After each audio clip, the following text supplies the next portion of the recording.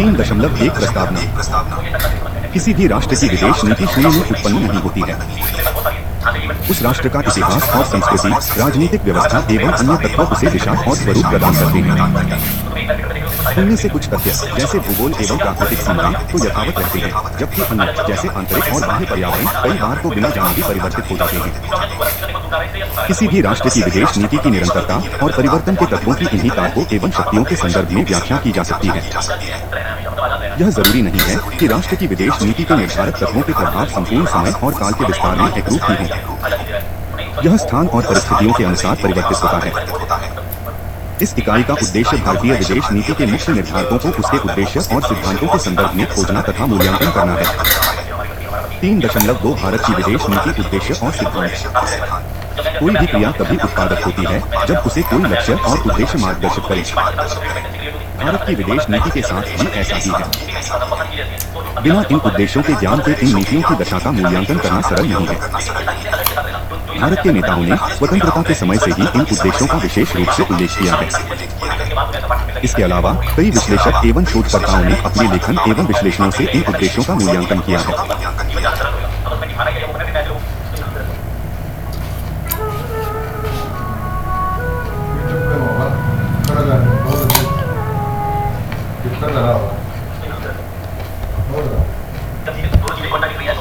भारतीय विदेश नीति का मुख्यतः लक्ष्य राजनीतिक स्वतंत्रता एवं बाह्य सुरक्षा को प्रोत्साहित करने के संदर्भ में राष्ट्रीय हित की रक्षा एवं उसे बढ़ावा देना है।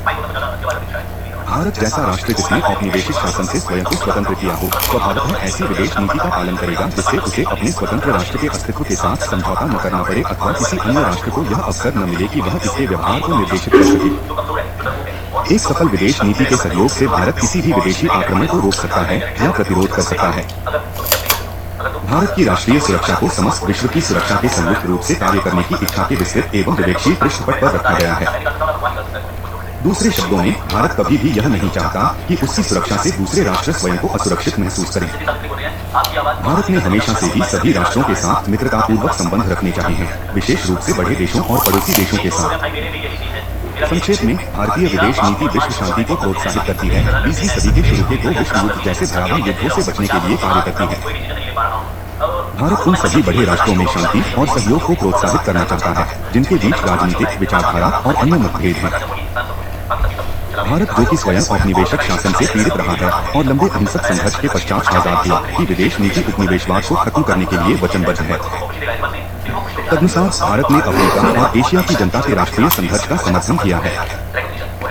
इस लक्ष्य के विस्तार के क्रम में भारत की यह इच्छा रही है कि उसकी विदेश नीति बिना किसी भेदभाव के सभी लोगों और राष्ट्रों के समान अधिकार की प्राप्ति के लिए वचनबद्ध रहे। इसलिए भारत दक्षिण अफ्रीका में रंगभेद जैसी घृणित नीति का विरोध करता रहा है। भारत ने प्रयत्न किया है कि भारतीय मूल के नागरिकों, चाहे वे जहाँ भी हों, की समानता के अधिकार की रक्षा कानून के अंतर्गत हो।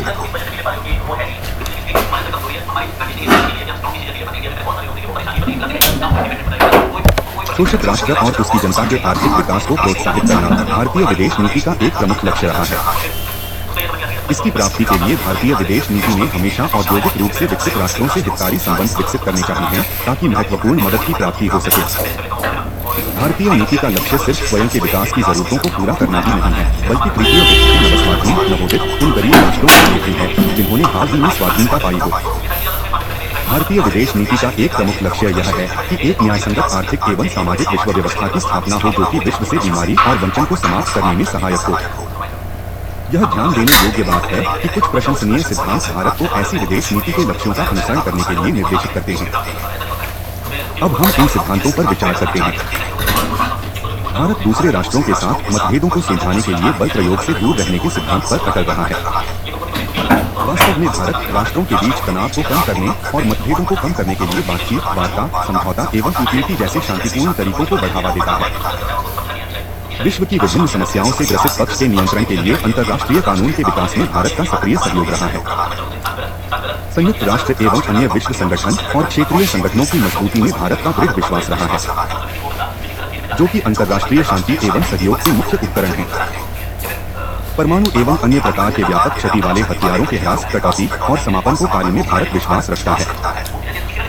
भारत की विदेश नीति के सिद्धांत जो कि पंचशील 1954 में स्थापित हैं, अनाक्रमण, हस्तक्षेप, तटस्थता एवं शांतिपूर्ण सहस्तित्व की आवश्यकता पर बल देते हैं।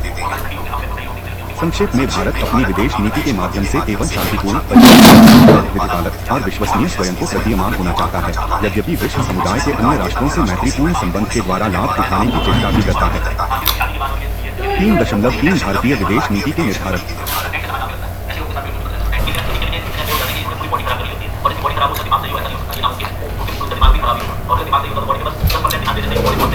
3.2 इतिहास एवं परंपरा।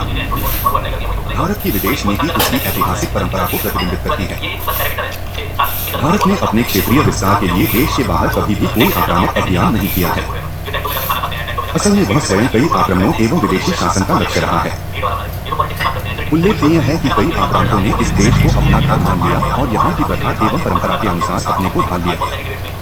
ब्रिटिश औपनिवेशिक साम्राज्य ने सुनियोजित तरीके से एक देशी रियासत को दूसरे के साथ लड़वाकर अपनी स्थिति सुदृढ़ की, जिसमें विजेता और हारने वाले दोनों को ही बराबर का नुकसान हुआ।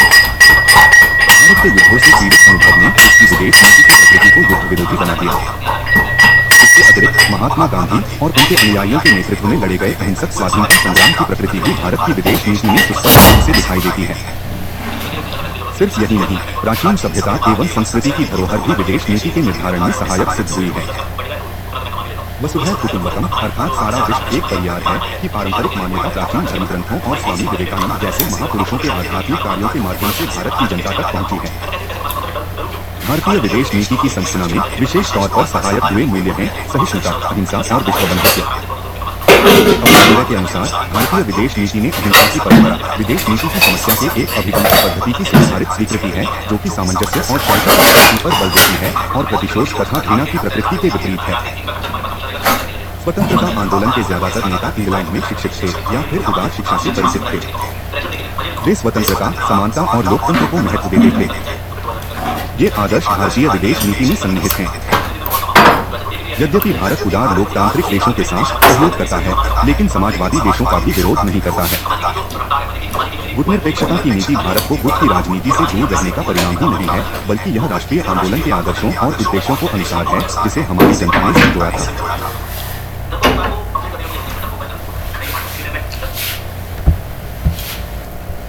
3.3 आर्थिक दशा।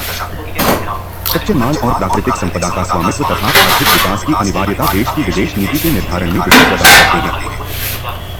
भारत विशाल प्राकृतिक संपदा का भंडार है, जिसके पास विकास में आर्थिक ऊंचाइयों को छूने की क्षमता है। इसकी नदियां विद्युत शक्ति के उत्पादन की क्षमता रखती है तथा पीने और सिंचाई के लिए पर्याप्त जल का प्रबंध करती है।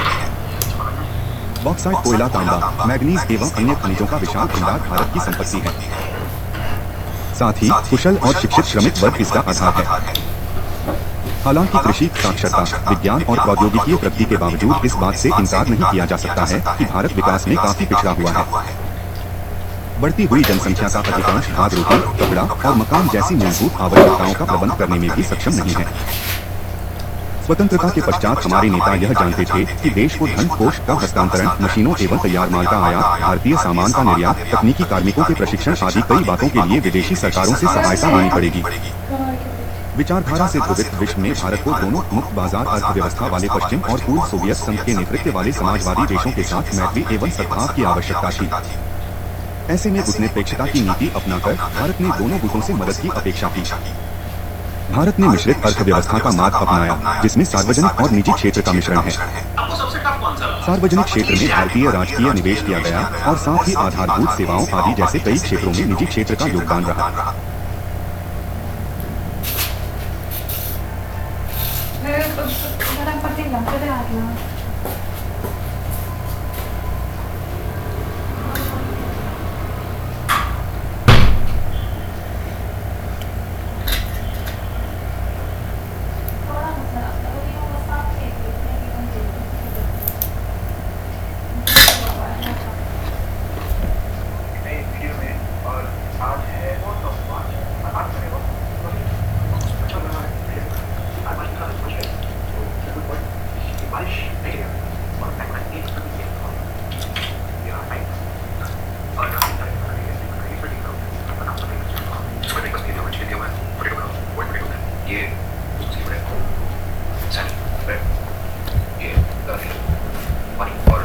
के पूर्व औपनिवेशिक शासक इंग्लैंड के साथ आर्थिक संबंध से नेहरू को उस देश के साथ द्विपक्षीय एवं राष्ट्रमंडल के अंतर्गत मैत्रीपूर्ण संबंध बनाने में सहायता मिली।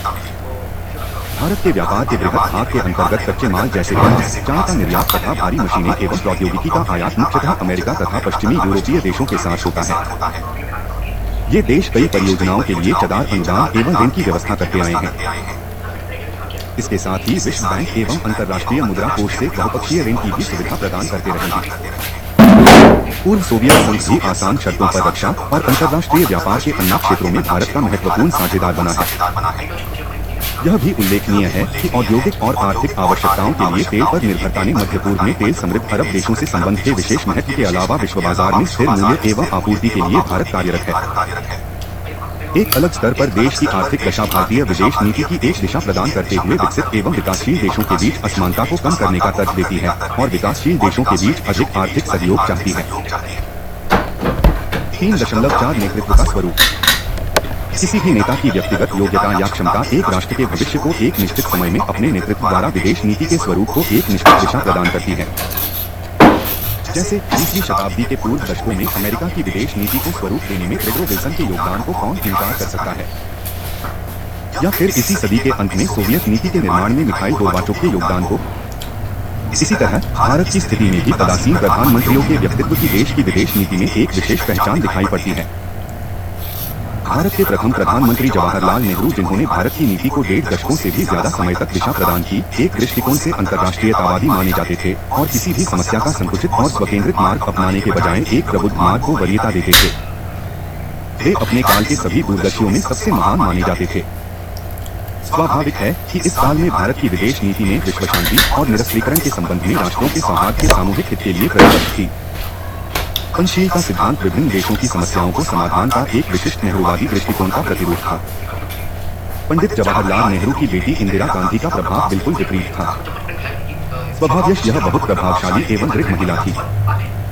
राष्ट्रीय हित की अनिवार्य आवश्यकताओं को प्रति उनकी प्रकृति व्यावहारिक एवं संवेदनशील थी, जिसने विदेश नीति को आदर्शवाद की जगह दोबारा यथार्थवाद के मार्ग की ओर अग्रसर किया। इस तरह भारत की नीति को बांग्लादेश की स्वाधीनता, परमाणु अप्रसार संधि की अस्वीकृति तथा पूर्व सोवियत संघ से प्रगाढ़ संबंध के परिप्रेक्ष्य में देखना चाहिए। दूसरी ओर उदारवादी गुणों के लिए विख्यात अटल बिहारी वाजपेयी ने पाकिस्तान और अमेरिका के साथ व्यस्त रखने की नीति को प्रभावित किया। 3.5 घरेलू वातावरण। किसी भी देश की विदेश नीति अपनी आंतरिक गतिशीलता के प्रभाव से मुक्त नहीं रह सकती है। घरेलू अथवा आंतरिक वातावरण से तात्पर्य है शासकीय प्रणाली की प्रकृति, राजनीतिक संस्कृति, जिसके अंतर्गत राजनीतिक दल, लोकमत आदि परंपरा, सरकार की संरचना और प्रबुद्ध नेतृत्व शामिल हैं।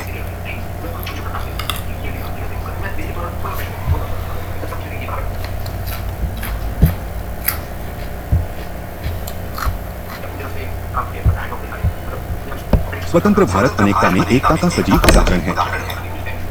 भारत ने अहिंसक आंदोलन के बाद ब्रिटिश राज से स्वतंत्रता प्राप्त की और लोकतांत्रिक प्रणाली को अपनाया, जो कि क्षेत्रीय, धार्मिक और सांस्कृतिक विविधताओं को समुचित प्रतिनिधित्व देती है। कार्यपालक जनप्रतिनिधियों के प्रति उत्तरदायी होते हैं। जनप्रतिनिधि निश्चित समयांतराल पर मतदान द्वारा चुने जाते हैं।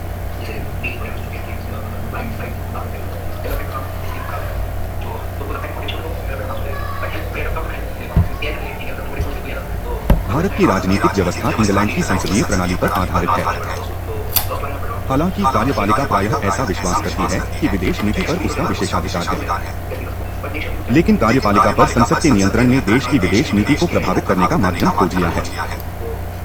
भाग्यवश भारत की विदेश नीति राष्ट्रीय सम्मति को प्रतिबिंबित करती है, जो कि शासक दल और विपक्ष दोनों के राजनीतिक मतभेदों के ऊपर है। गुटनिरपेक्षता की नीति इसका स्पष्ट उदाहरण है। यद्यपि इसका यह अर्थ नहीं है कि प्रधानमंत्री और संसद विदेश नीति के हर मामले पर हमेशा सहमति रखते हैं।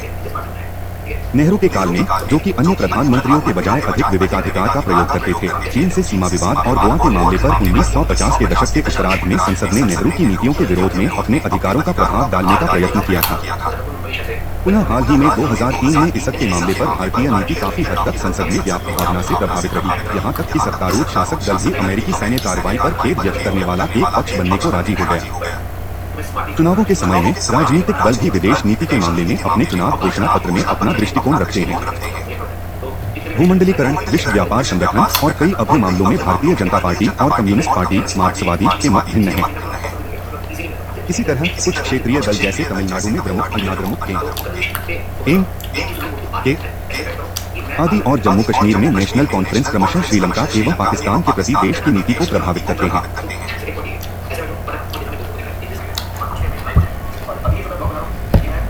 संचार के साधनों तथा एक दबाव समूहों जैसे मैत्री संस्थाएं या व्यापार संघ के कार्यकलापों के द्वारा बने जनमत ने भारत की विदेश नीति के निर्धारक के रूप में महत्व अर्जित किया है। जैसे सोवियत संघ और संयुक्त राज्य अमेरिका के साथ संबंधों के संदर्भ में I S C U S या सी आई की भूमिका को अस्वीकार नहीं किया जा सकता। मुद्रण और दृष्टि संचार मीडिया भी नीति निर्माण का महत्वपूर्ण निर्धारक रहा है। 1999 में कांधार में भारतीय वायुसेना के अपहरण के मामले में तथा इराक में युद्ध के बाद सेना भेजने के संयुक्त राज्य अमेरिका के अनुरोध को नहीं मानने संबंधी सरकारी घोषणा ऐसे दो उदाहरण हैं जहां भारतीय नीति को प्रभावित करने में मुद्रण संचार एवं दूरदर्शन की भूमिका उल्लेखनीय है। 3 मार्च 2006 अंतर्राष्ट्रीय प्रवृत्ति किसी निश्चित समय में अंतर्राष्ट्रीय राजनीति के स्पष्ट प्रचलन का विदेश नीति में प्रत्यक्ष असर पड़ता है।